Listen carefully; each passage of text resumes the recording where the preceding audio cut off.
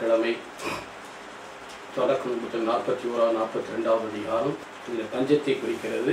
ஆகவே அரசன் கனவு கண்டதற்கு பதிலை கொடுத்ததினாலே யோசேப்பு உயர்த்தப்படுகிறார். அப்போது அவர் 7 ஆண்டுகள்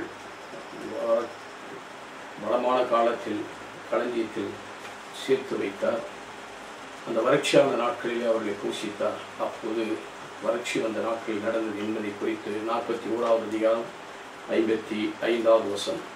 எகிப்து நாடு முழுவதும் பஞ்சம் வந்தபோது மக்கள் பார்வோனிடம் வந்து உணவுக்காக ஓலமிட்டனர். பார்வோன் எகிப்தியரை நோக்கி, யோசேப்பிடம் செல்லுங்கள், அவர் சொல்வதை செய்யுங்கள் என்று கூறினார். யோசேப்பிடம் செல்லுங்கள் சொல்லுங்களே. ஒரு வேத வசனம் யோவான் 2வது அதிகாரம் 5வது வசனத்திலே, ரசம் தீர்ந்து காணாமல் ரசம் தீர்ந்து அவர் சொல்வது போல செய்யுங்கள். இங்கும் யோசேப்பிடம் போங்கள், அவர் சொல்வதை செய்யும். ஆண்டவர் என்ன சொன்னார்?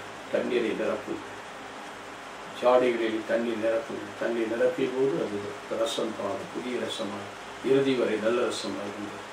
ஆகவே நாம் இப்பொழுதும் ஆண்டவரிடத்தில் செல்ல வேண்டும், அவர் சொல்வதை கேட்க வேண்டும்.